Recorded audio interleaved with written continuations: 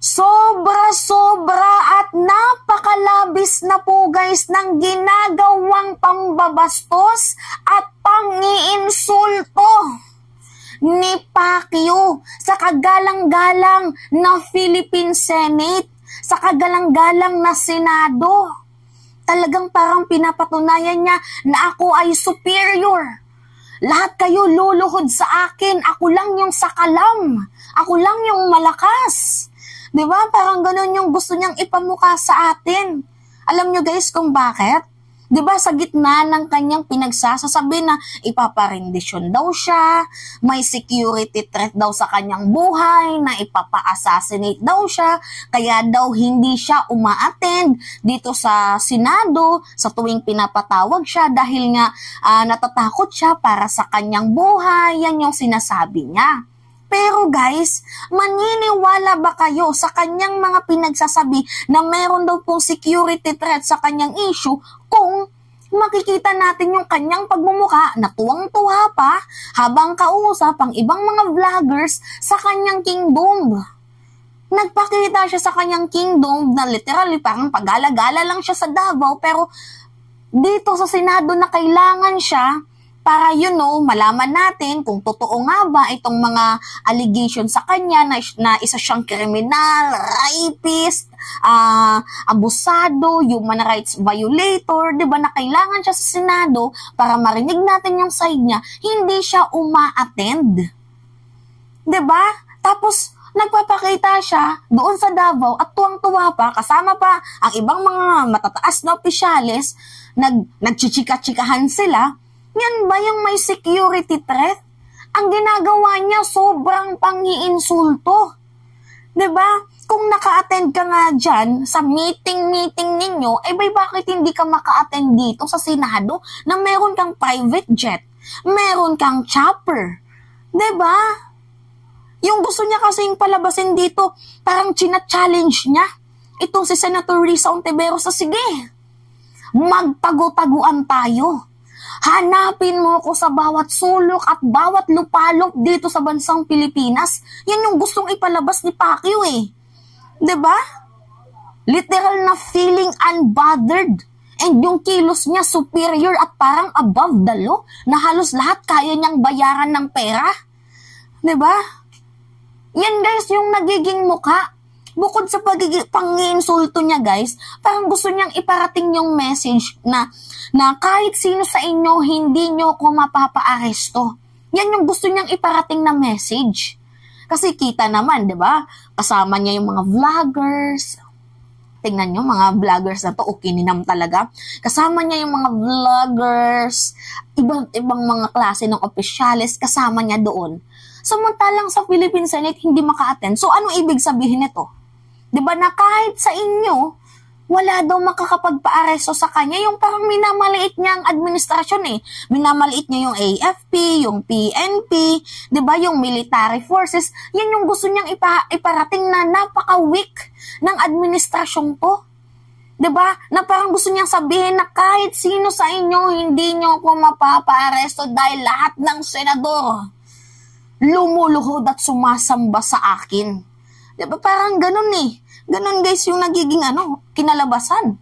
Well, let's see kung hanggang saan yung pakikipagpatentero mo kay Senator Risa Ontiveros. Dahil itong si Senator Risa Ontiveros hindi titigil.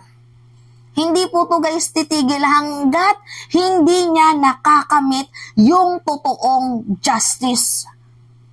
It's either justice for Kibuloy or justice for the victims. Itong si Senator Risa Ontiveros, nagiging fair and balanced. Mahaba-haba na po ang kanyang nilakad. Mahaba-haba na po ang kanyang tinakbo. Mahaba-haba na po ang kanyang nilakbay. At hindi siya papayag na sa madami na siyang pinagdaanan, abay, mababaliwala lang ito. Well, we will see kung hanggang saan ang pakikipagpatentero ni Pacquiao dito kay Senator Risa Ontiveros. Kita nyo guys sa picture kasama si Digong. Same feathers, flocks together nga naman. Ano yung sabi ni Digong? May presidente tayong weak, weak leader, bangag, ganyan.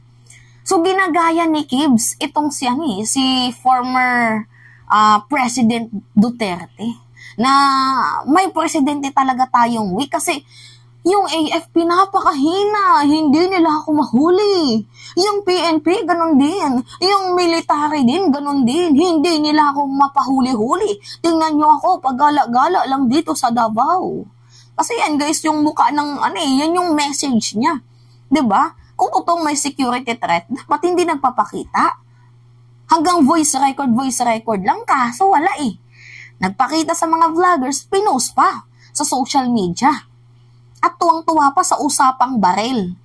Diba? Yung kay Banat Bay. Ito yung video guys, oh. Pakita ko sa inyo. Kung paano ang pambabastos ni Pacquiao. At tuwang-tuwa lang sila. Naghahanap ako ng baril dito sa Davao. Saan kayo makahanap ng baril dito sa Davao? Hanap nga tayo na matatanungan. Pastor, saan ba makakahanap ng baril dito? Kasi sabi ni Senator, may baril daw dito. May baril-barilan.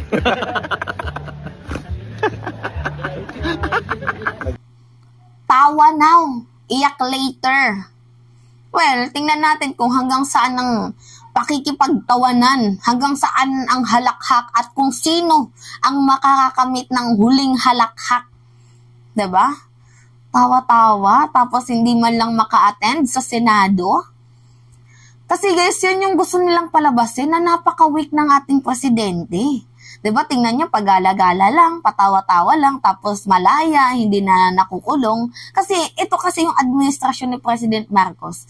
Dumadaan po at naniniwala sila sa rule of law and due process. Hindi naman to katulad ng panahon ni former President Duterte na kung merong kaaway, diba, kung meron silang nagkikriticize sa kanila, merong pinalalagyan. Itong administrasyon na to, kahit anong paninira ang ipinupukol sa kanila, lahat po ay dumadaan sa rule of law and due process. Yan po, kaya pasalamat ka, Kibs. Breathing room ang panahon, ang era, ang administrasyon ni President Marcos. May breathing room ka pa din kahit papaano na kung saan dinadaan ka sa legal process. 'Di ba? Hindi po to katulad ng panahon ni former President Duterte na wala pong sinusunod na rule of law and due process. Kaya magpasalamat ka na lang na nakakatamasa ka ng mga yan dahil kung iba yung naging presidente, kawawa ka. 'Di ba? Kawawa ka. Literal. Kaya nga guys, ayoko umabot sa punto na mapuno si President Marcos kasi yung tahimik nasa loob ang kulo. So hindi natin alam kung anong kayang gawin ng ating presidente kung iyan ay sumabog. Kaya Kibs, bago-bago din pag may time bago-bago din pag may time. Huwag mong malabisin, huwag mong sagarin ang pasensya ng administrasyon to. Huwag kang feeling superior or feeling above the law or ikaw yung pinakamataas na tao dito sa bansang Pilipinas dahil hindi. Hindi, walang mataas dito. May kasalanan ka man sa pag may kasalanan ka, meron kang karampatang parusa. Hindi pwede yung feeling above the law ka lang. Hindi pwede. Hindi pwede yung talpakan mo ng pera. Hindi pwede yan. May kalalagyan ka talaga. So, nakita nyo guys yung pambabastos ni Kibuloy ngayon? Grabe, no? Grabe. Napakagrabe. Sobrang pagmamalabis at sobrang pang-iinsulto na to. Kung nagawa mong umattend dyan sa kingdom mo na yan, sana magawa mo ding umattend doon sa Senado. Para tapos na ang usapang ito. Pero naniniwala pa din ako guys na malapit na yan. Malapit na yan. Malapit na yan. Hindi niya mapipigilan ang mangyayari sa kanya.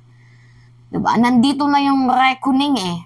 Diba? Sabi nga, when the time is right, the Lord will make it happen. Kaya guys, tiwala sa mga allegedly victims na kung totoo man ang sinisigaw ninyo, mapapasa inyo ang hustisya. Huwag kayong mag-alala. Pero kung kayo ay nagsisinungaling, meron din kayong kalalagyan. Pero guys, kung mga sinungaling itong mga allegedly na biktima na ito, Bakit hindi sila natatakot na paharapin itong si Pacquiao? Gusto nilang makita si Pacquiao para na magkaroon ng face-to-face. Diba? Yan yung hindi magawa ni Pacquiao. Kasi alam niya, hindi naman sa pagiging advance, parang admittance of guilt na itong kanyang ginagawa. Diba? Hindi pag-attend, admittance na yan. Kaya pala hindi umattend kasi totoo naman pala. Ganun eh. Ganun yun. So anyway, yun lamang ho guys. At it's me again, si Mima Alicia nyo. At nagbabalik ulit para sa ating panibagong video.